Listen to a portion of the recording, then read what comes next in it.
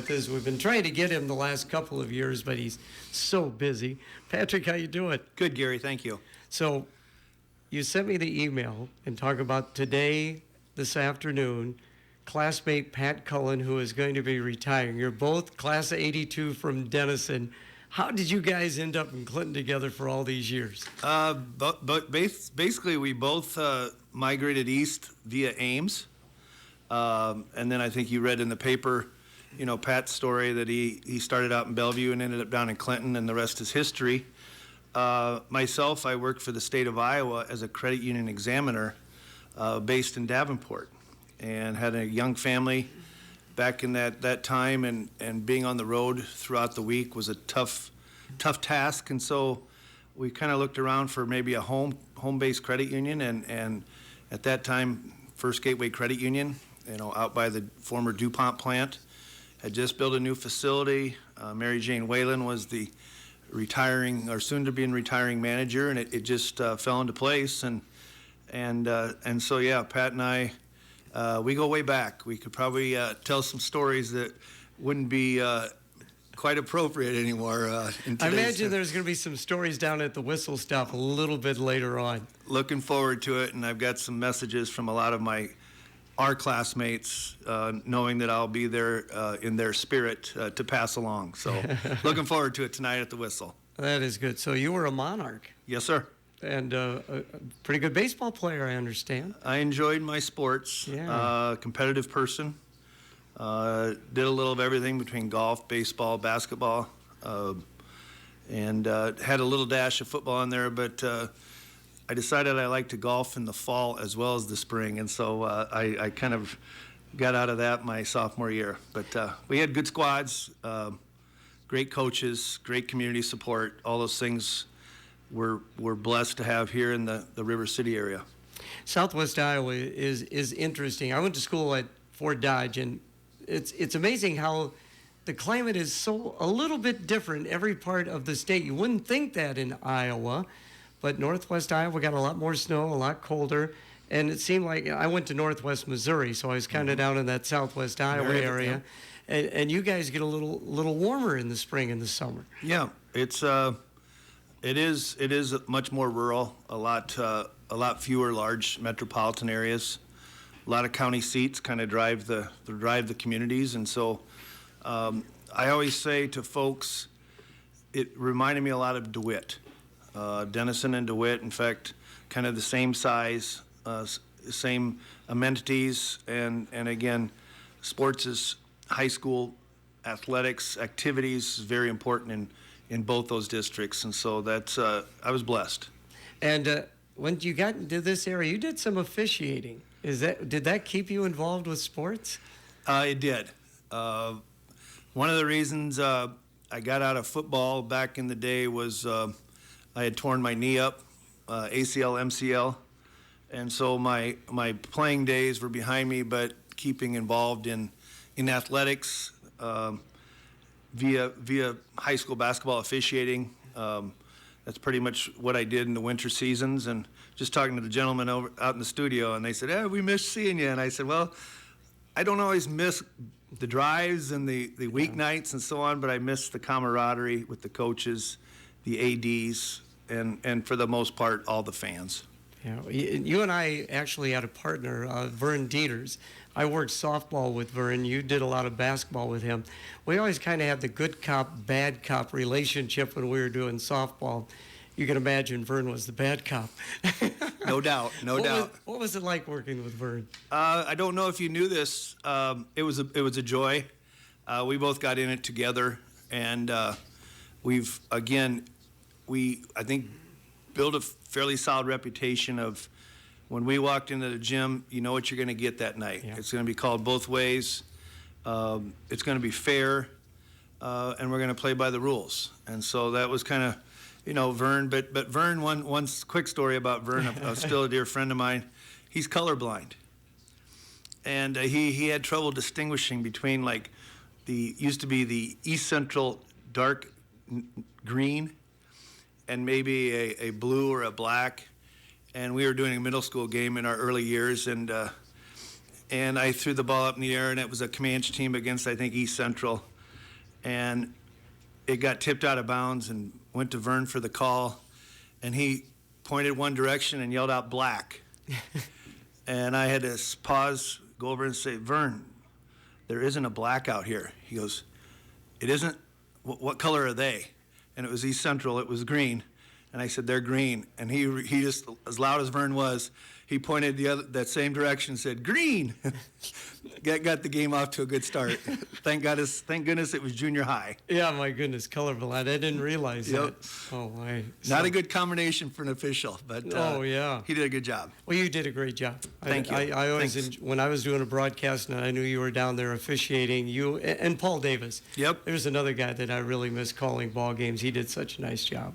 Worked a lot with Paul, Mark Forney, through the years, and so yeah, it's that in itself is an own little ring of people that stick together, and to this day, the Jeff Horst, the Ray Wildens, we still touch base, we run into each other on the golf course, and share a memory or two. Yeah, well, I just did a ball game the other night, and Ray was down there doing the call, so yeah, he did a great job, no doubt about that. And when you were officiating, were you trying to recruit others to officiate, because there certainly is a need?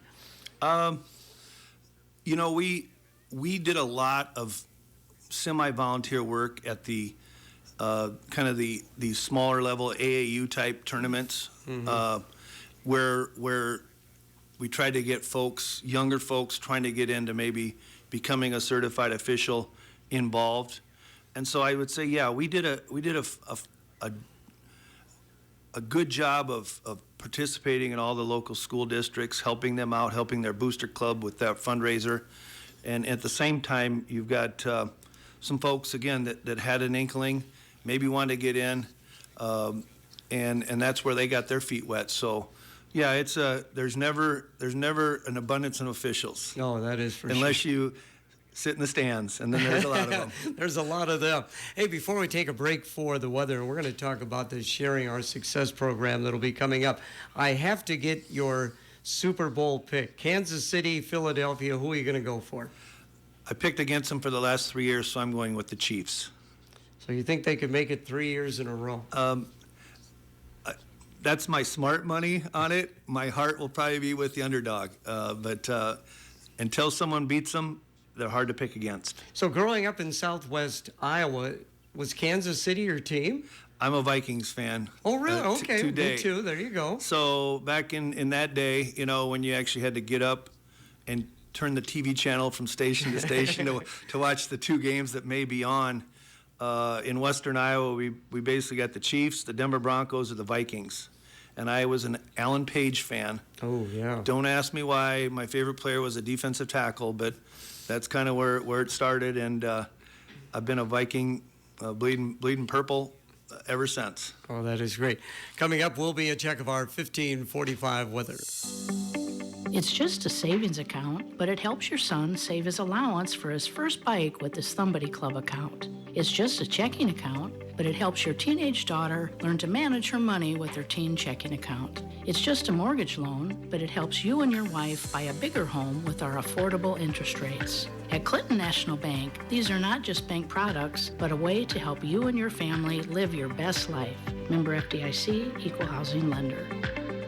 Serving the Gateway area since 1957 is Burke Electric. From planning and installation to troubleshooting and maintenance of your electrical systems, call Chad Behrens from Burke Electric. They do residential, industrial, agricultural, and commercial work and provide 24-hour emergency service. Don't know who to call? Call Burke Electric. Call their mobile work phone at 563-357-0227 or their office phone at 563-357-3351 for reliable, affordable, and fast service.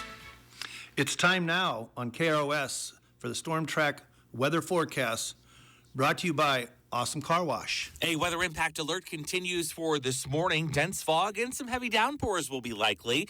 Then drying out for the afternoon and skies clearing. We'll see highs in the mid-40s today. For tonight, skies go mostly clear again and lows will drop to the chilly mid-20s. With your Storm Track 8 weather impact forecast, I'm meteorologist Andrew Stutzky. Currently, we have rain rainy skies and temperature at 39 degrees. Winds are out of the east at 15 miles an hour. This weather report on KROS has been again brought to you by Awesome Car Wash. Awesome Car Wash in Clinton has everything to meet your car wash needs. They have 6 self-serve wash bays to minimize wait times, a touchless automatic open 24 hours a day, 7 days a week, and a tunnel wash open daily from 7:30 a.m. to 7 p.m. Awesome Car Wash is located across from Purina on Manufacturing Drive in Clinton. Stop in, check them out, and see why customers are saying, "It's awesome, baby!" The Clinton County Area's Solid Waste Agency offers responsible options in handling solid waste items. CCASWA not only offers landfill services, but also food container recycling, appliance, tire, and electronic waste recycling, yard waste composting, and also hosts a regional collection center for household hazardous waste for Clinton County residents. For more information on the variety of services that CCASWA offers, call 563-243-4749 or visit ccaswa.com. Visiting now with Pat Drennan from First Gateway Credit Union. So we got to get into this. You guys got a program called Sharing Our Success. A thank you to the members. How is this going to work, Patrick? Well, it's our first year running with it. We think we've got all the T's crossed and the I's dotted, but really it follows the credit union cooperative spirit that when we do well at our financial, we want to share that with the members because those are the folks that helped us get to where we are today. So we devised a plan where, based on our earnings from the prior year, we've set aside or earmarked an amount, and this year it's $400,000 that we're going to be returning to our members in the form of special deposits that will be hitting their accounts on Valentine's Day, February 14th. The amounts per each individual have been calculated. Again, it's just our way of giving back as being a credit union, one that's owned by our members. When we do well, we want our members to do well because, again, they're the folks that got us to where we are. So it's a combination of having great staff, great members, a great community that has allowed us to perform well financially to the point where we can give some of that back as far as a program that we entitled, SOS, Sharing Our Success. Hopefully the amounts folks get help. It's going to be unique. It is unique to the credit union industry, the cooperative industry, kind of like a patronage dividend that you may get from a rural co-op. But it really, I think, shines through one of the key differences between a for-profit bank and a nonprofit credit union is the ownership phase, which is, again, is us owned by our members. So why don't we reward those folks? And it's taking shape. The goal is to keep this thing running through the years. And we're fortunate because we're financially strong and able to do that by taking some monies out of what would be normal earnings and giving back. How did this idea all come about? I mean, did you get together with the board and kind of brainstorm a little bit? We actually had a planning session last spring, last April, I believe, over at Benson's on the Mississippi, kind of a board dinner meeting, roundtable planning session. And one of the directors put out the question, how can we differentiate ourselves? What can we do in today's markets that will make us somewhat different? And it kind of like aha moment saying, well, as long as, if we had an unlimited amount of money, we could do a lot of things, but, we do have to manage the organization as well. And that was started a discussion, and we kind of took the idea and ran with it, and then did a lot of research because others in typically larger credit unions, larger communities, are doing these special type of bonus dividends and or interest rate rebates and or patronage dividends. And again, we focused on rewarding our borrowers and our savers. So now, will people be getting a check, or how will that work? It'll be a deposit into their account. Okay. It'll actually go in the evening of the 13th of February. So we open for business on the 14th. It'll be there. It's going to be marked as a special deposit, and with the theme Sharing Our Success, with you. Okay. So now I've actually got a couple. I've got a line of credit, and I also get in the car through you guys. Awesome. And so will it be just going into one account then? Yes, everything will go into your base savings. Okay. Because that's required for membership. And so, there are criteria.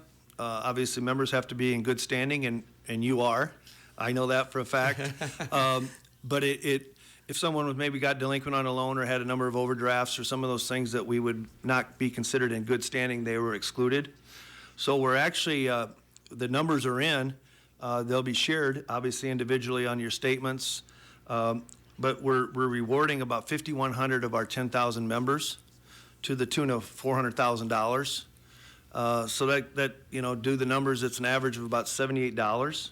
So it is it's a, like you and I discussed a little earlier, it'd be nice, I can take the wife out for dinner or something like that. The one thing that I did do a little research on is we have in the neighborhood of 16 to 18 folks that are going to be receiving more than $1,000 out of this program. So it's big in some cases because those are the folks that maybe had more money on deposit with us or larger loan balances. So it's just a great way, I think, to reward those that have done business with First Gateway in our own unique way. Well, what a great program, no doubt about that. I know you're a big baseball fan, so you got a song for us, right? Yes, sir, I do. Obviously playing for many years and going back to my almost 1982 days. I think this may have been a little earlier, but it's John Fogerty, center. Do the professional baseball games down at the stadium. You were on the board of directors, weren't you? Yes, sir. For the ball club? Yeah. Are you still involved? I was on for about 5 years. It was a great experience. So I encourage anyone that's considering. I know right now they're looking for host families to the Lumber Kings. Angie Gable is kind of sponsors that. Very active in the community, but we actually hosted players for 2 years as well. We actually had 2 different players at our house for that short season. It's funny because it kind of made you feel like you had skin in the game again, and it is true. They're great kids. They either eat, sleep, or they're traveling. There's not a lot of downtime for them. And they weren't actually in the house a lot. Found out also a lot of them love to fish. So we had that option out at our place as well. You know, the Prospect League, I mean, it'd be great if we still had the professional baseball down there on the riverfront. But I know Ted Torno did a great job researching and getting us involved with the Prospect League. And it's still good baseball. Exactly. And Ted did a great job. They're doing if we didn't have it, everybody would miss it so bad. And so that was kind of why I got involved. Is my goal as a volunteer board member was to help find ways to keep baseball in Clinton, Iowa at the stadium. I'm going to go out, I think, to cover the Northeast Rebels at the Boys State Baseball Tournament in Carroll. And that old facility out there, I'm sure you played some ball in that place. Many, many times. In fact, a few years back when Comanche qualified, yes, they played out at Carroll, and I told Daryl Cochran, the coach, I said, hey, it's gonna remind you a lot of the stadium in Clinton because it's an old icon in the community. But no, we a number of tournaments, a number of districts and so on are played at Carroll because of the location for Western Iowa schools and also just the quality of that stadium. Merchants Park, wasn't it? Yes, sir. Okay, that's what I thought. And like those old facilities, it's not symmetrical in the outfield. And as I recall, I think it was left center field is quite a poke. It's a haul. And back in my day, again, they had so much foul ball room. You were not used to that. And again, I'm dating myself, but the light standards down first base and third base line were actually fenced off inside the playing field. So you'd have maybe balls that would foul ball that would drop into the basket, if you will, because it was protecting the players from those light facilities. And they weren't just wooden poles; they were tall metal girder type supports. And I would imagine sometimes that ball gets above the lights, and then you got to find it when it comes back down again. I don't miss that. That is for sure. So going forward, First Gateway Credit Union, you got 7 locations. You guys are doing great. We're trying. Again, we appreciate, I truly appreciate the staff we have, a lot of local homegrown talent. But correct, we do have 7 facilities. And I think we're vital in all 7 of those communities that we do have locations in. All right. And community support is huge. If people would like to get involved with First Gateway Credit Union, how can they do that, Pat? They can call any of the 7 offices or online, www.firstgateway.org. You can always pick up the phone and give us a holler. One of the things that I think makes us unique is when people call us, we still pick up the phone and answer it. We don't have auto dialers or auto attendants, and our members have told us year over year that they appreciate that, and that's kind of the service we want to provide. Thanks so much for coming in. Monk's Auto can do it all, from oil changes and overhauls to using state-of-the-art technology